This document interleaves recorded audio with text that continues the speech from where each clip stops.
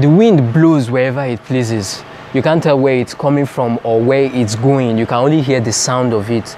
So is everyone born of the Spirit of God. That was the scripture I was meditating on while running the 2020 Lagos City Marathon. I remember saying to myself, Kayode, have you ever heard of the wind getting tired?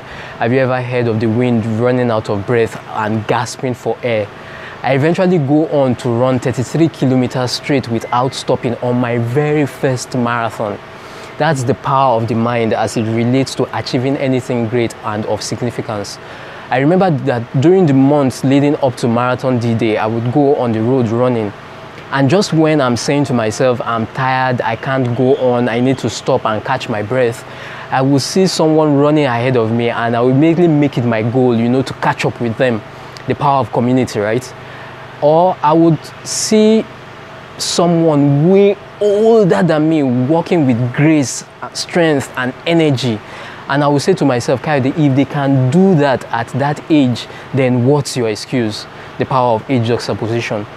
Or I would be on the road running and I'll come across someone who would clap and will say, well done, keep it up, and I'll just find the energy to continue. The power of a support system, right? Or I would lift up my head and look at a building lying in the distance, or lift up my head and look up at the clouds and look up at the birds in the sky, the power of the big picture. Or I would be running and I would think of out of this world kind of people like David Goggins, who is a retired Navy SEAL and an ultra marathon runner at the age of 47.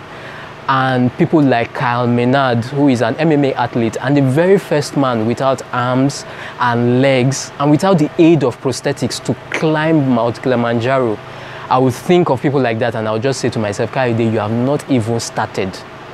While the power of age juxtaposition, the power of the big picture, the power of a community, the power of a support system are all great and wonderful, they are all offshoots of a greater power, and that's the power of the mind.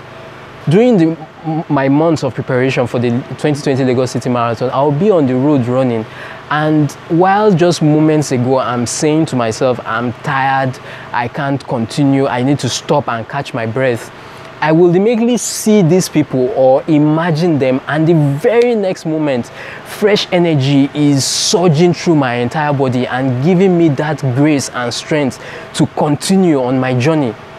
And it just simply tells me that if we are going to be high performers, if we are going to be high flyers, if we are going to be top achievers, if we are going to take those necessary steps to take our lives to a whole new level, we must be able to harness that power. We must be able to harness the power of the mind. It was Tony Robbins that said that success is achieved through a plan that is 80% psychological and 20% strategic. First and foremost, your mind must be set. The journey of no excuses is first and foremost an internal trip. I remember the story of this high jumper that wanted to scale a particular height. Every time he would make his run up to the bar and get to the bar and hesitate or run under the bar. He was about to give up that scale as on that particular height as unscalable until his coach gave him this precious pearl of wisdom. He said, the next time you make your run onto the bar, as soon as you get to the bar, imagine throwing your heart over the bar and then your body will follow. It just simply tells us that whatever the mind can conceive and believe, it can achieve.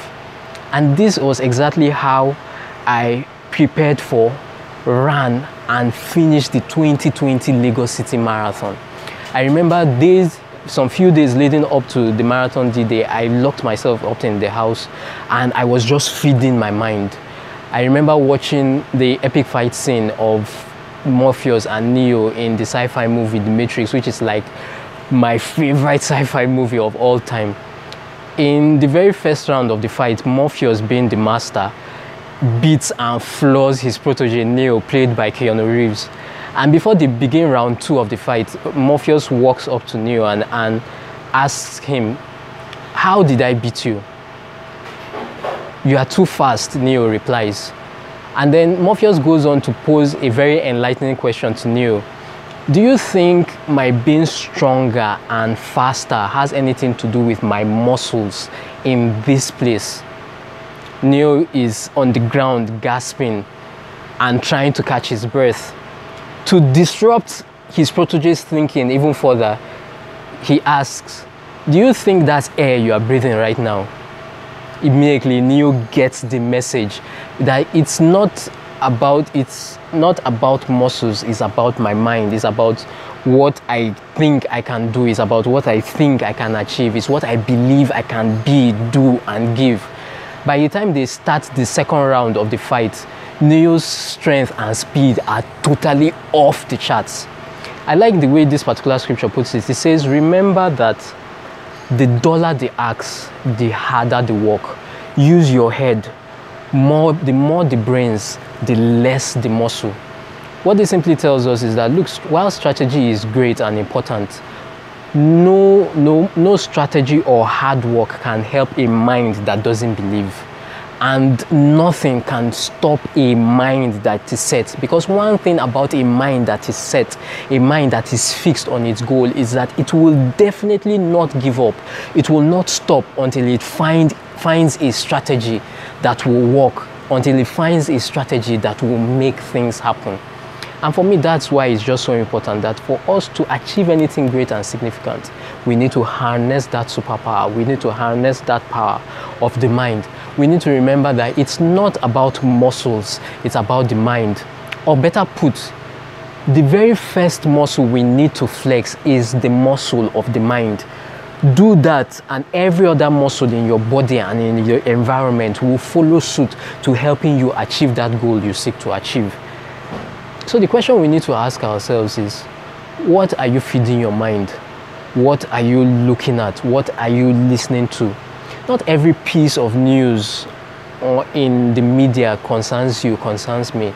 It's so very important that we protect our minds, we protect our focus, so that we can fulfill our potential and become the very best version of ourselves.